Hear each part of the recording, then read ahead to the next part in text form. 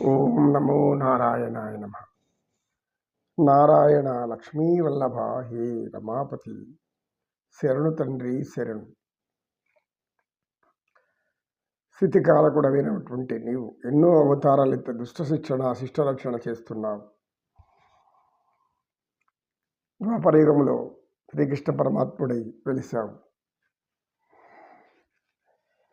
నీ లీలలు మాయలు ఎన్నగా ఎవరి తరం తండ్రి, ఎవరు తెలుసుకోలేరు. అజ్ఞానంలో ఉన్నంత వరకు నీ శక్తి ఎవరికి అర్థం కాదు. ఆ అజ్ఞానంలో వాళ్ళు ఏ విధంగా దీపపు పురుగులు దీపం దగ్గరికి వచ్చి కాలి మాడి మసైపోతాయో, అగ్ని వెలుగుతున్నప్పుడు శలభాలు అనేక కీటకాలు వచ్చి తమ ప్రాణాన్ని తమే ఆహుతి చేసుకుంటాయో, అలాంటి సమయం వచ్చిన రోజు ఎవడైనా నశించిపోవలసిందే కదా. హే పరంధామ పురుషోత్తమ నీలమేఘశ్యామ గోవింద గోవింద.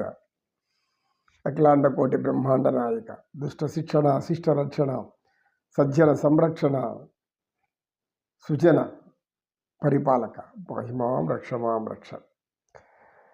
ఎప్పుడైతే కోవలయ పీడనం భీకరంగా అరుస్తూ భయకంపితులను చేస్తూ దాని యొక్క అరుపు మధుర నగరం అంతా వినపడేలాగా గట్టిగా అరుస్తూ భీకరంగా పడి తన్నుకుంటూ కాళ్ళు చేతులు కొట్టుకుంటూ చచ్చిపడిపోయింది. దేనికైనా పాపం పండితే ఈ విధంగా జరుగుతూ ఉంటుంది. కానీ పండేంత వరకు సహనంగా ఉండాలి. పాపం పండేంత సహనంగా ఉంటే ఏ ఇబ్బంది లేదు అని నగర వాసులంతా వచ్చేసారు. మధురా నగరంలో అన్ని విధుల్లోంచి వచ్చేసారు. కోవలయ పీడనం చనిపోయిందా? కోవలయ పీడనం చనిపోయిందా? అంత పెద్ద మదగజం కంసుడి యొక్క ఆధీనంలో ఉండేటువంటి ఒక గొప్ప పరాక్రమమైనటువంటి ఆ గజం, దానిని 1000 సింహాలైనా కూడా చంపలేంది. అటువంటిది చనిపోయింది. మధురా నగర వాసులంతా కూడా ఆశ్చర్యాన్ని వ్యక్తం చేస్తున్నారు, ఆశ్చర్యపోతున్నారు. అద్భుతం అయిపోతుంది వాళ్ళ కళ్ళకి.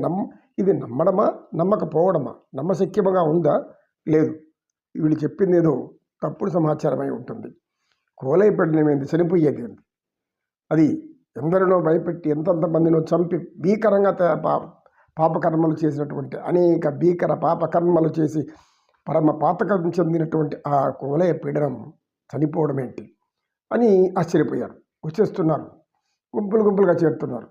అయితే ఆ కోవలయ పీడనం చనిపోయినటువంటి దాని యొక్క శరీరం అనుకొని దివ్య తేజస్సు కోటి సూర్య ప్రభాసమానంతో 1000 చంద్రుల యొక్క వెలుగుతో దివ్యకాంతులతో మణిమయ భూషితమైనటువంటి మరకత మణిక్యమైన అనేక వజ్ర వైడూర్య రత్నాలు ఎన్ని పొదిగినా కూడా సాటిరన్నటువంటి ఆ దివ్య సౌందర్యమూర్తులు ఇద్దరిని చూస్తూ ఆశ్చర్యపోయారు.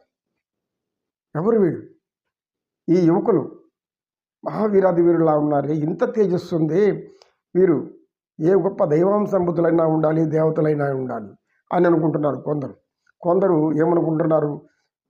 కొందరికి అప్పుడు అవగతమైంది. ఏమర్థమైంది? కొందరు ఏమంటున్నారు, ఓహో వీరిద్దరే బలరామకృష్ణులు, దేవకి వసుదేవుల గర్భాన జన్మించినటువంటి మహావీరాది వీరులు. శ్రీకృష్ణుడు పరమాత్ముడు బలరాముడు అని పేర్లు చెప్పుకుంటూ ఉన్నాము. ఇది వరకు మనం చూడలేదు. వాళ్ళు ఉన్నారని అనుకుంటూ ఉండినాం కనుక మనకు ఆ సందేహంగానే ఉండింది. ఇప్పుడు వీళ్ళే వాళ్ళు కాబోలు. అంటే పోతనను సంహరించడం, శకటాసురుడు సంహరించడం, ధేనుకాసురుడు సంహరించడం, అదేవిధంగా అగ్ని జ్వాలల నుంచి గోమాతలను కాపాడడం, ఇంద్రుడి యొక్క ప్రతాపాన్ని గోవర్ధనగిరిని గోరుతో పైకెత్తి 7 రోజులు ఆ జడివనల నుండి ప్రజలను కాపాడడం, అటువంటి మహావీరాది వీరులు వీరే కాబోలు అని కొంతమంది ఆశ్చర్యపోతున్నారు. కొంతమంది యువతులైతే వీరిని వెంటనే వచ్చి పట్టుకోవాలనేంత ఆత్రంతో చూస్తున్నారు. వాళ్ళ యొక్క మాటలు అందరూ ఊర్లో వాళ్ళు ఇంకా అనేక మంది వచ్చేస్తారు కదా. అతి భీకరమైనటువంటి కోవలయ పీడనం చనిపోయిందంటేనే అదొక దుశ్శకునం. అది పరమ అశకునం. ఎంత దుశ్శకునం అంటే అంత దుర్మార్గమైనటువంటి ఆ కోవలయ పీడనం చనిపోయిందంటేనే అందరికీ అదొక ఆనందకరమైన వార్త అయిపోయింది. మహాసంతోషం అయిపోయింది మధురా నగర వాసులకు. వల్లభ దీన శరణ్య లక్ష్మీ వల్లభ దీన శరణ్య కరుణాభరణ కమలలోచన కరుణాభరణ కమలలోచన కనులకు విందును మీ వల్లభ దీన శరణ్య. దుష్ట సంహారాన్ని, ఆర్తుల యొక్క ఆర్తనాదాలను విని ఇలా మధుర నగరానికి వచ్చేసారా తండ్రులారా మీరు? ఇక మా జన్మ ధన్యం. మేము హాయిగా ప్రశాంతంగా విశ్రాంతి తీసుకోవచ్చు, ఏ భయము లేకుంటే భయంతో జీవించవచ్చు. అనుక్షణము ఈ కంసుడు ఎవరి మీద పడి ఏం దాడి చేస్తాడని అందరూ భయపడుతూ ఉన్నాము. ఇప్పుడు దేవకి వసుదేవుల గర్భాన జన్మించినటువంటి మీరు ఈ వీరసింహాలు, కోటి సింహాలైనా మీ యొక్క వీరత్వానికి సాటి రాదు, కోటి చంద్రులైనా మీ తేజస్సు సమానం కాదు అని ఎక్కడైనా పొగడ్తలతో నింపేస్తున్నారు. ప్రళయకాల గర్జన మరి మీరు ఆ యొక్క కోలైపడను చంపడం, ఆ ధనస్సుని విరచడం, ఇక ఇదంతా కూడా మాకు ఆశ్చర్యం కలుగుతుంది.